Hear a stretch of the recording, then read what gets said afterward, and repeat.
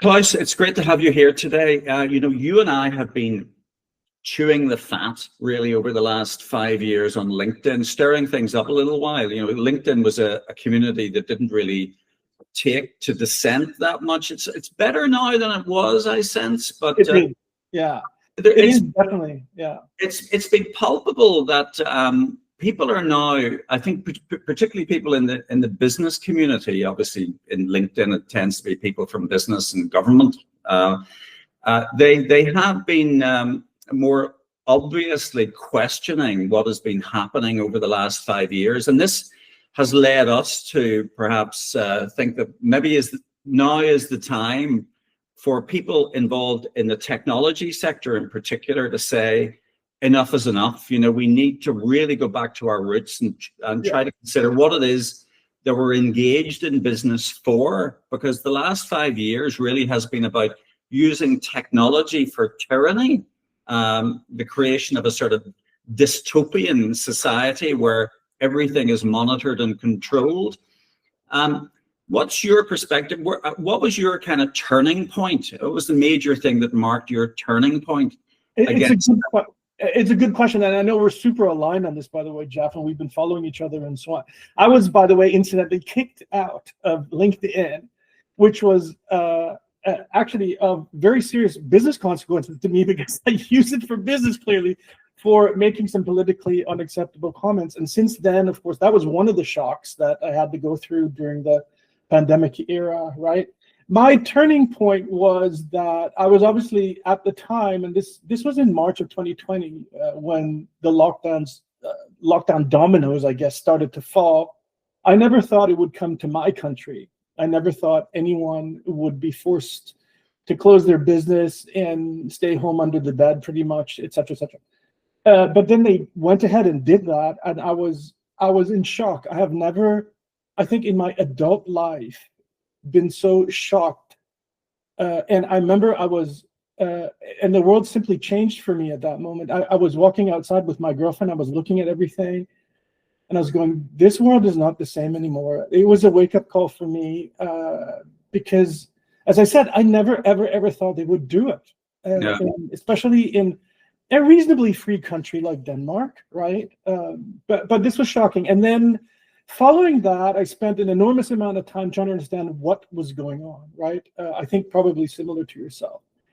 And at the time, of course, it was very, very hard to speak out against anything, because you were immediately canceled, you were thrown off social media, etc. And of course, a lot of these companies have since admitted that they were colluding with the government, of course, to keep dissenting voices from being heard. And we know this for a fact now, that this is, of course, initially they wouldn't admit to that, but we know that the old Twitter, of course, was doing that, and Facebook has admitted it, and mostly of those.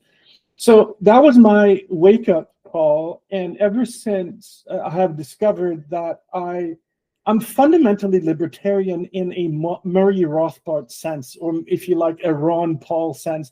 I didn't actually know that at the time, that how much of a libertarian I was. I discovered that everything these people said, I completely agreed with, and pretty much everything my own government said, I totally disagree with.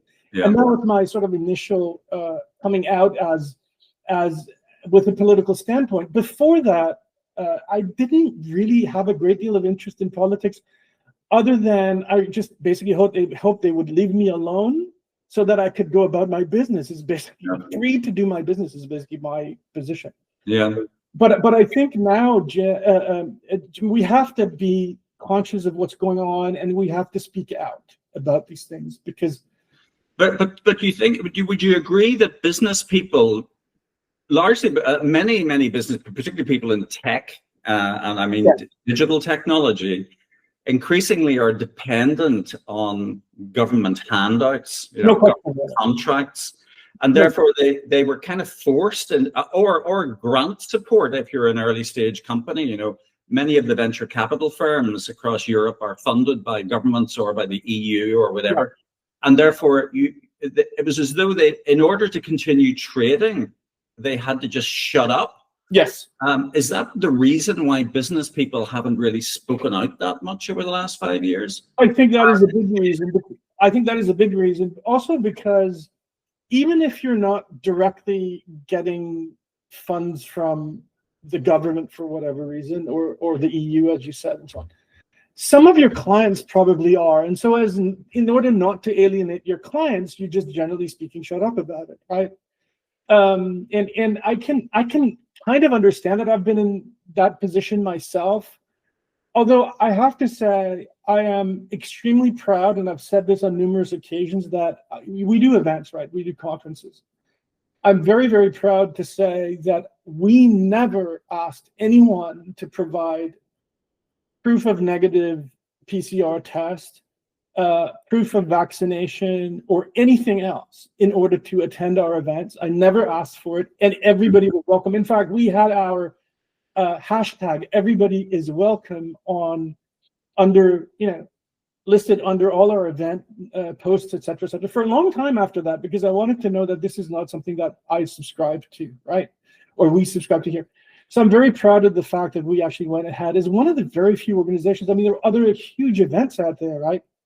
Like CES and places like that said, oh, you have to bring a negative COVID test or whatever paperwork that, papers, please, that they wanted. And I was vehemently against that. I know people who lost their jobs because they did not want to get vaccinated, which of course should never happen, et cetera, et cetera.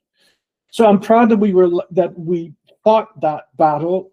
I couldn't really fight it, 200%. But as you say, at the time, because, I would have had no business. But I fought it kind of in the shadows, at least, right, to some extent. Mm-hmm. But I think you're absolutely right in saying that the times have changed now that so much that it is not, we are not automatically canceled by speaking out anymore, thankfully. No. And I think this is exactly the time when we should all be conscious of what are all of these things that are being installed to control what we do. And there are many of them. And a lot of these things are being weaponized against freedom, essentially, right? And we just talked about things like biotechnology. One of the fundamental pillars of tech that was weaponized, in my opinion, against the general public all over the world was, PCR tests and genomic sequencing and things like that, which I do not believe are science. It has nothing to do with science. These are models, right? Yeah, we were all, during the time of lockdown, March 20, and even before, because you mentioned, you're in the conference business and run Wi-Fi, focus conferences. Wi-Fi is a great example of an enabling technology that's available for all. Everybody can get connected. They can all talk to each other and use apps and so on and so forth. But there's no sort of barrier to entry. It's available to everyone, which is exactly the type of technology that we should be embracing. But before the official lockdown, I remember I was due to attend the Mobile World Congress in Barcelona, and they closed it. They shut it down before even there was a government dictum that events weren't allowed to be run, which had indicated that there was a degree of collusion between, NGOs. The Mobile World Congress is organized by essentially an NGO.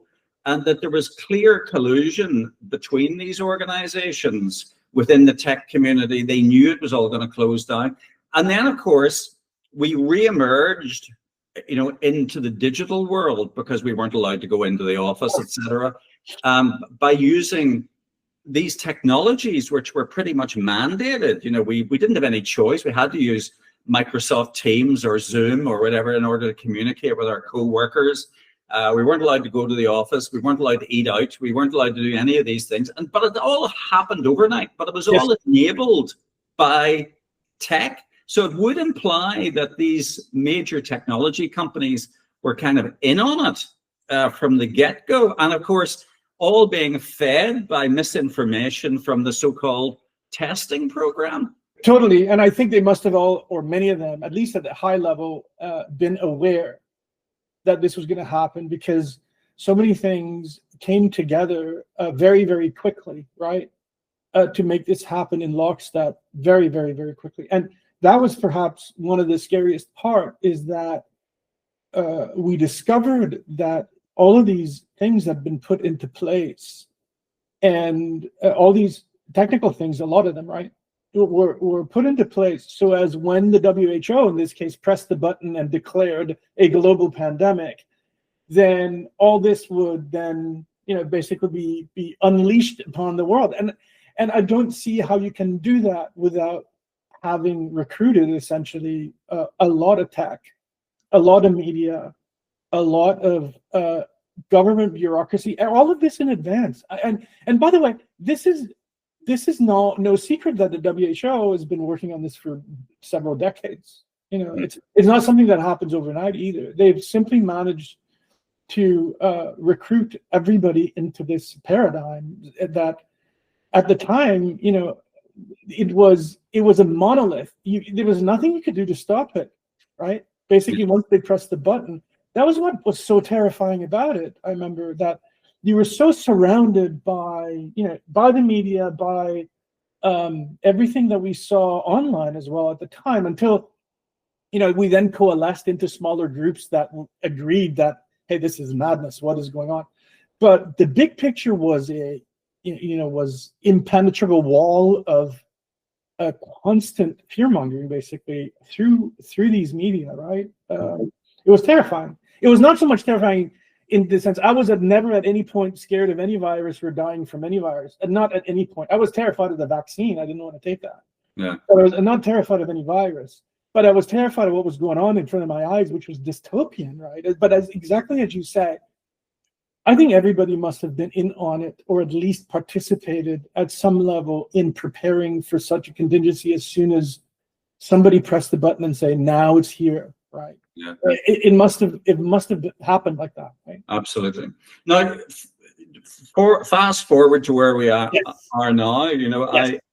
I witnessed, as you probably did, Trump's visit to the United Kingdom recently, where he brought an entourage of all of the great and the good, or sorry, I should say the great and the evil, that were orchestrating all of that stuff that you've just mentioned. Yes. Namely the sort of Silicon Valley tech bros, yes, who systematically censored and removed content if it didn't agree with their worldview, which would seem to have been mandated from on high. But now, of course, they're embracing liberty, supposedly, embracing the ability for people to sign up for digital IDs or whatever it might be, so that we can avail of government services. The great benefactor governments are going to give us all these wonderful services, and all enabled by the tech bros.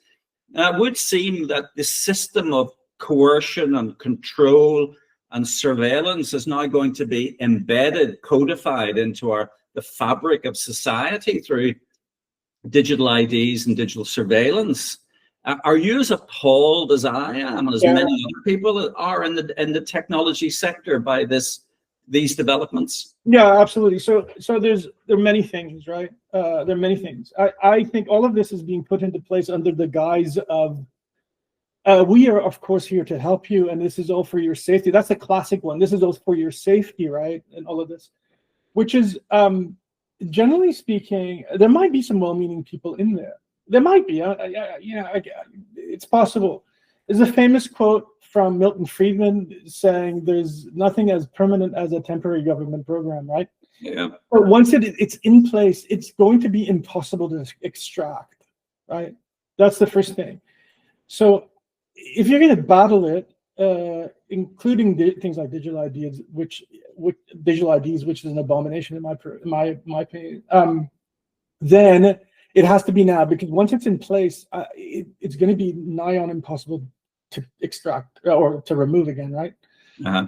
So that's my first comment. My second comment is the other guys they're using is, this is good for business, right? But this collusion, if you like, or this very tight partnership between government and corporations is very scary. Very, very scary. And that has increased massively. It was there, of course, before pandemic times, but during the pandemic, even more, right? Yeah. It grew, and I think it's growing once again. And a lot of companies obviously get, multi-billion-dollar government contracts, and they're not going to speak out against, their government for that reason, because it's great business for them and their shares are skyrocketing, et cetera, et cetera. So fundamentally, there's something broken in that, because a lot of companies, unfortunately, are wired in such a way that this is to their benefit, right? Follow the money, and it is to their benefit to work with governments to install a great deal of freedom restricting technology, et cetera, et cetera. And it's abhorrent, really, to me, that it can be done. Do you get a sense that particularly smaller technology, I wrote an article recently which kind of spawned some of the conversations that you and I have been having about the fact that, over my career, and I suppose I would describe myself as a veteran of the tech sector, I worked with some incredible technologists, amazing engineers, yes, with vision. Yes.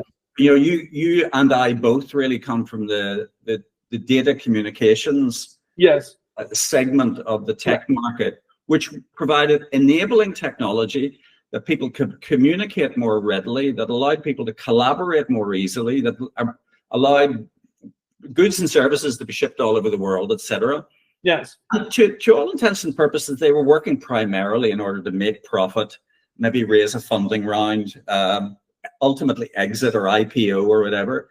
But it was all about profit and wealth creation and employment and all of that. But now it's turned into this monster that it's not about that at all. But do you sense that those people still exist within the technology sector, still exist and are as appalled as we are?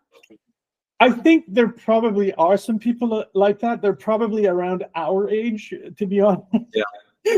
Because I'm older than you, but only a little bit. A little bit. But here's the thing: there was, I think, around at the time of when the internet first happened in the late '90s, I guess, or mid '90s, or whatever it was, an amount of idealism. I really think there was. I think there was a reason why Google had the slogan "Do no evil." You don't see it anymore, right? No. But there was, within the initial internet, creators community, idealism in that, that people were saying information has to be free. It wants to be free. Remember that? Information wants to be free. That it's kind of a natural, characteristic of information, that it just needs to be everywhere, and everyone has to be able to be free to say what they think and all of that. And that's sort of the nature of it. And I love that idea. I still love that idea.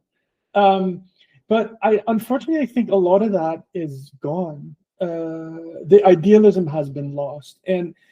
But honestly, I think to some extent it was there. It was there. There were people who wanted to make the world a better place through information technology, and I suppose there still are. But their voices have been, quelled, I guess, or they don't really feel that they're capable or even want to speak out, because the forces against them are now so strong. I mean, it's the classic thing. I, for example, know a number of retired people that are not scared of speaking out, right, on various freedom issues, right? Because they're retired. They're not going to get sacked. They might get canceled, but it's not going to change their lives, right? So I think, unfortunately, the tech community in many ways has let us down. I was also looking for leaders from the tech community to speak out at some point during the pandemic, or for that matter after, and say, hey, this is not the direction we want to go in as leaders in tech, and we want to contribute to freedom and prosperity, and this is not it. But nobody did. To my knowledge, nobody did, right? No. Which is incredibly sad, but it also says a little bit about what we're up against. Absolutely.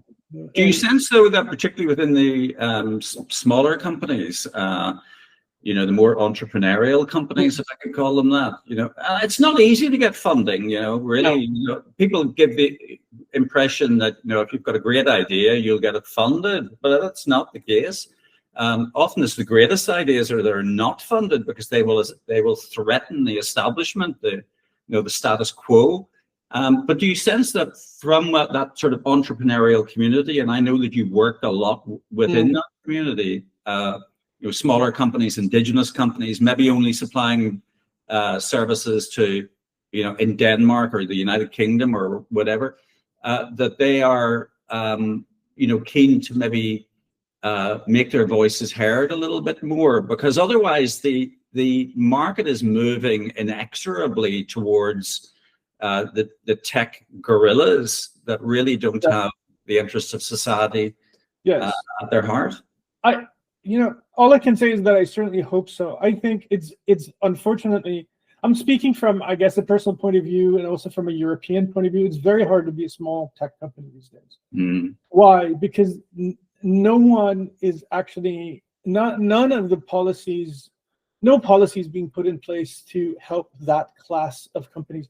On the contrary, the policies being put in place are more regulation and higher taxes, et cetera, which if you're big companies, you have a voice towards, the bureaucrats and the politicians because you have power. If you're small, you don't.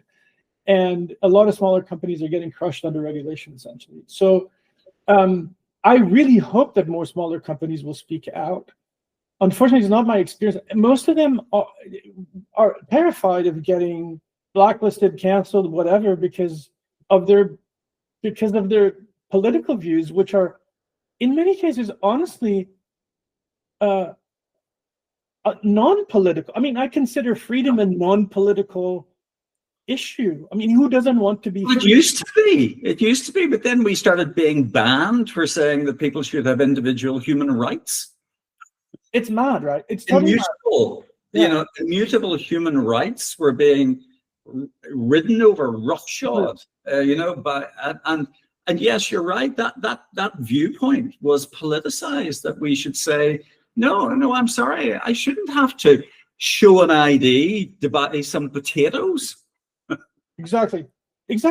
And same thing with peace, for example. Peace appears to be right now a highly controversial subject politically, especially in Europe.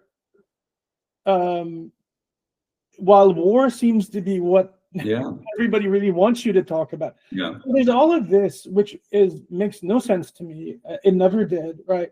Small companies are in dire straits, in my opinion, especially in Europe. My sense is, and I spend a lot of time with American companies, my sense is that America is still moderately more free because they have less regulation and they have a better entrepreneurial system, right, to support smaller companies and startups, etc. At least compared to Europe. So I think that part of the American dream is to some extent still alive, although they're really trying to beat it down, I think.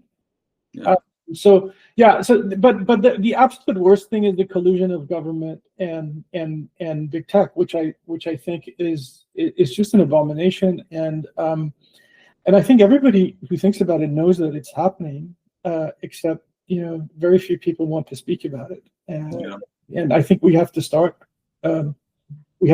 talking about it more openly. And I also believe that we have to start talking about it from shall we say, an articulated research/journalistic point of view, meaning that let's specifically address this issue, right? Who is supporting it? Where does it come from? What are the supposed benefits, the alleged benefits for this? What will it do for us? What will it do against us? We have to talk about these things in this way to elucidate what's going on out there. Yeah, a good example of that too is there was a protest in London at the weekend about the announced digital ID initiative from Keir Starmer. But of course, behind the scenes, as you and I know, digital ID projects were kicked off years ago.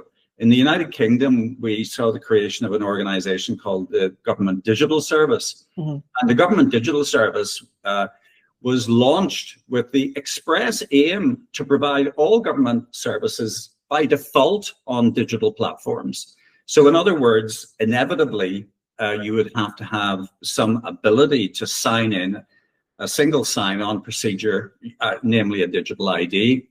But of course, we then had street protests because of Keir Starmer announcing that he would be rolling out some type of digital ID card, which probably won't be rolled out because they're already behind the scenes, as you and I know, doing all of these data integration projects to ensure that all instances of your identity that are recorded in disparate government databases are going to be joined up and then turned into some type of single sign-on, which means that they can pretty much know who you are right across the piece. Now, I think it almost requires a technologist's back catalogue of knowledge gleaned from years of working in the sector to understand that process, whereas the general public don't, but they take advantage of that. Yes, of course. Coming up with a headline policy which can easily be debunked, but meanwhile all of the back office stuff continues apace. So one of the things that you and I have discussed is the creation of as you mentioned, a sort of journalistic and research-driven campaign group, if I could call it called Technology for Liberty, which will hopefully educate people as to the type of things that are happening behind the scenes that they need to resist. Can you add your tuppence worth? Yeah, no, absolutely. It's very important that people understand how these things work, how collecting data on individual people and is designed essentially to surveil you, to monitor you, and assign rights to you ultimately according to what? That's really the question that we have to ask, right? So the infrastructure, as you said, has been put in place and has been worked on for many, many years. Thankfully, governments are not that efficient, right? So that's actually a good thing in this case, because otherwise we'd probably be completely cataloged and controlled by this time, right? Because it could be exploited, though, of course, by commercial companies like Palantir and Oracle and the rest. Yeah, no question about it. So there's all these things that are now being worked on that, frankly, are going to be extremely difficult to avoid or circumvent.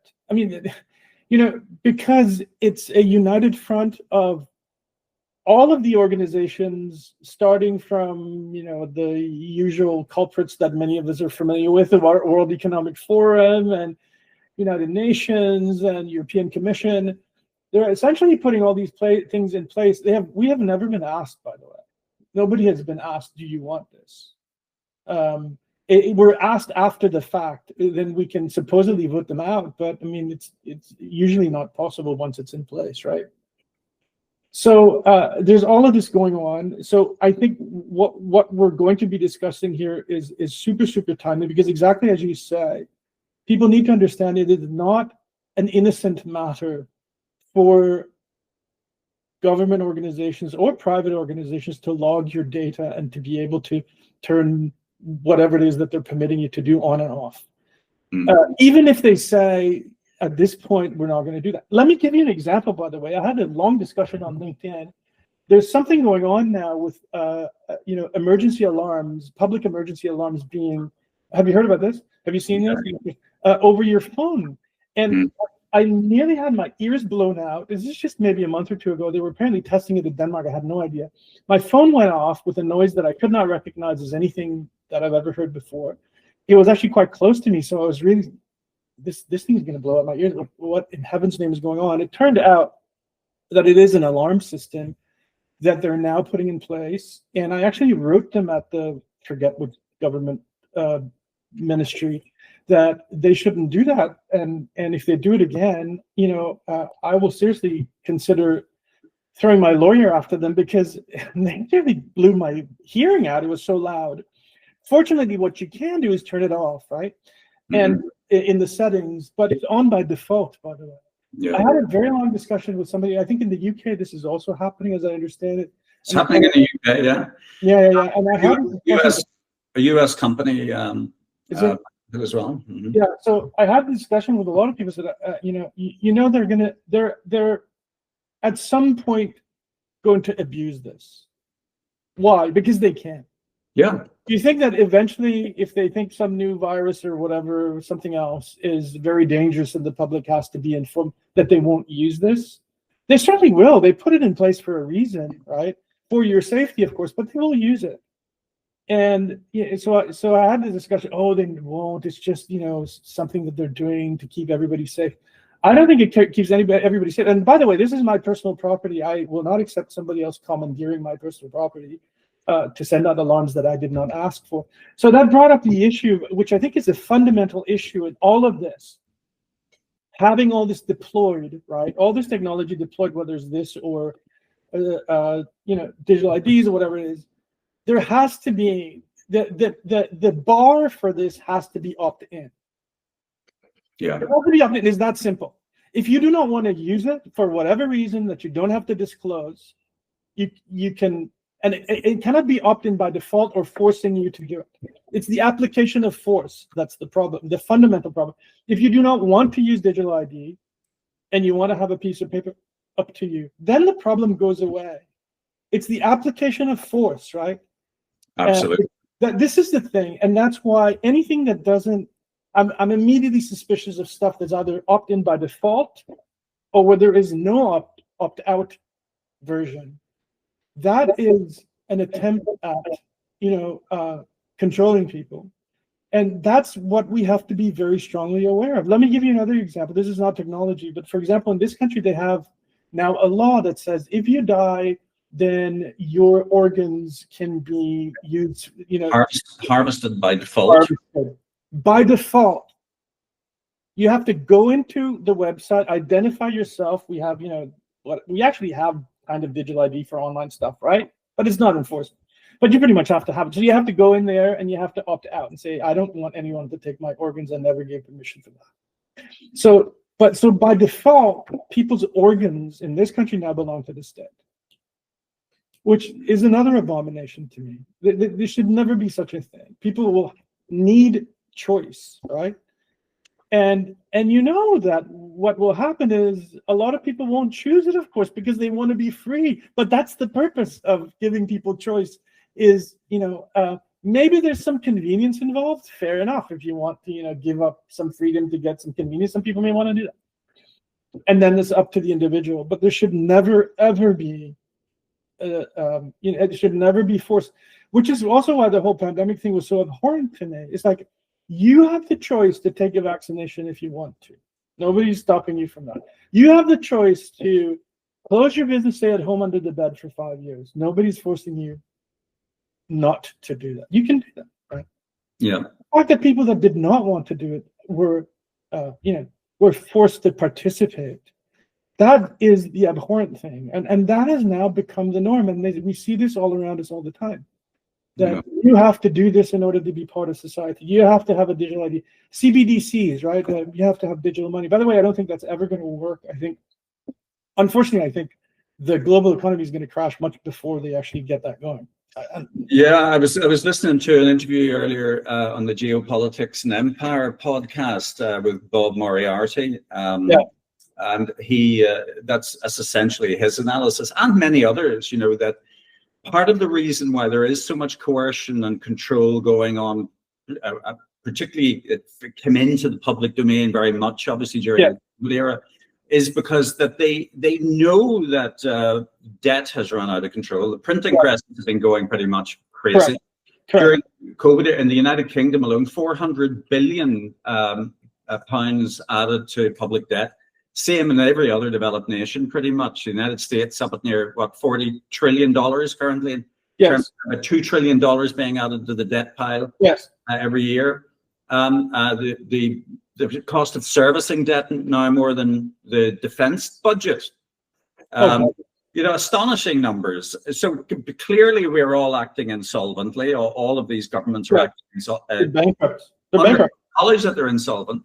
Yes. So again, there has to be some type of control grid Yes. created as far as they're concerned, Yes. in order to control money. So, of course, I think this will be a theme of what we will be doing. I think, in terms of tech for liberty, that people need to maintain their agency over money and wealth, and totally, and you know, fintech, or the financial system and the technology behind the financial system is a big topic, right? And how these things can or cannot be enforced.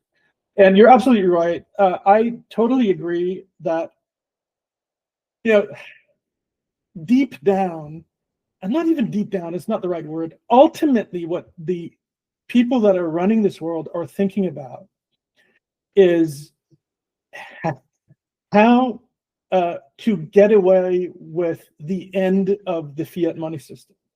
Because that, I think, is a fundamental issue that is not going away, and our debt-based economy is in the process of crashing, and that feeds into a lot of policy, because I think that is really the fundamental reason for a lot of this policy. Capital controls.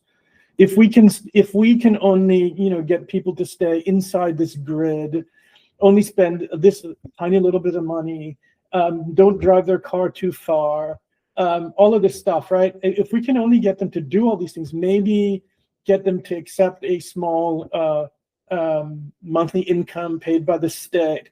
If we can essentially create this totalitarian society before things completely fall apart, maybe we have a chance that things will not completely fall apart from a financial point of view.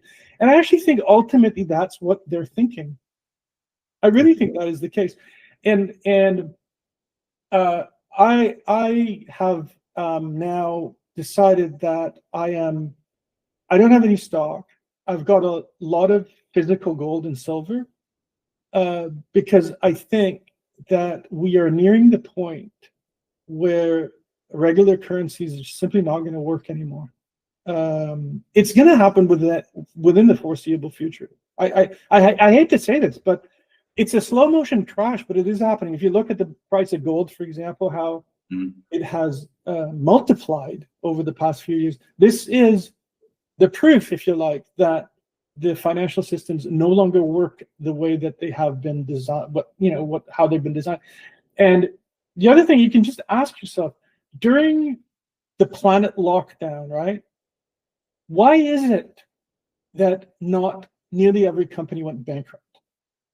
How is it possible? I mean, I still ask myself the question, how is it that not every airline went bankrupt since there were no passengers anymore? How is that possible? The only answer to that question is money printing. They made up essentially money, printed it to keep everybody afloat. Because had there been real financial, financially solid, a financially solid system, right, it would not have been possible to just print money, and everybody would have gone bankrupt. Yeah, and of course, don't you agree with that? Yeah, it's all manifesting itself in huge increases in inflation. Yes, that's what happened. Picking wars, which are proxy wars in Ukraine, and all of that. It's horrific. But it is certainly something that we need to get out in the public discourse. We need to debate these. Sure. Business people need to get off their asses, frankly, and get involved, because otherwise it's curtains for many of them. They won't be able to survive. No, absolutely, and people have to be aware of that, because it is something that not very many people are aware of. They're obviously aware of when they go to the shop. Everything is now a lot more expensive than it used to be. So I think people are increasingly aware of that. But the reason for it, it remains elusive to a lot of people, and unfortunately, it is the backdrop to what is going on in terms of implementing technology-based controls. That is the backdrop, and I believe that is one of the big reasons why so many governments want this. So, Klaus, part of the reason for this conversation was to hint at what we're planning. You know, it's early days yet, but hopefully, technology for liberty coming soon. Yes. And any final comments on the situation over the last 5 years, or how things are going to pan out, or who you might indeed be targeting for interview, or there's so many people. There's so many people that I'd like to target. I think the financial side is important. All the technology finance is also an interest of mine. I think we should discuss that. We should, of course, very much discuss the whole issue with identity, right, and data that goes into digital IDs and all of these things, and how that's being used and abused. I also really want to talk about biotech. I think biotech is one of the things that has been weaponized against us. Biotech is not science. It is at best models, and this has been weaponized for certain agendas, I believe, and I think that's a very important topic. Cool. And AI. AI, very important topic. Again, you know, I don't think any of this technology is necessarily inherently evil. I think some of it is deeply flawed, right? I don't think it's any inherently evil, but it can, of course, be weaponized and abused. What we want to speak out against and highlight, right? So there's so many people that we also know, if you like, across, you know, what I loosely like to call the freedom community, that are very well aware of these things. Some excellent journalists as well, some excellent technologists as well, and many of them have, you know, we hope to get some of the folks that have big followings as well to join us.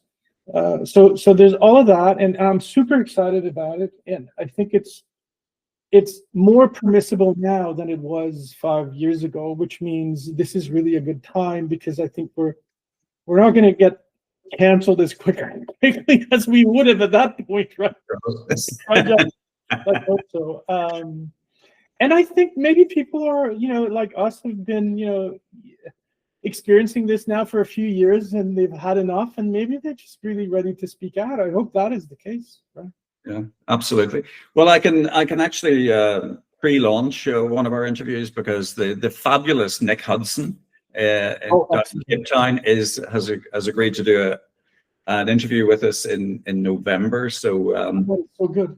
So, but yeah, I'm excited too, Klaus, and I have admired you from a distance for so long, and you know, you and I have been sparring away on LinkedIn for too long. So it's about time that we came together and did something. So I'm delighted about that. So thanks very much indeed. Yeah, thank you. And looking forward to meeting Nick as well. He's a hero of mine, so that's fabulous. So yeah, looking forward to lots more good discussions and content, and everybody out there should know that we're working on it. And if they're interested out there, you know, ping us.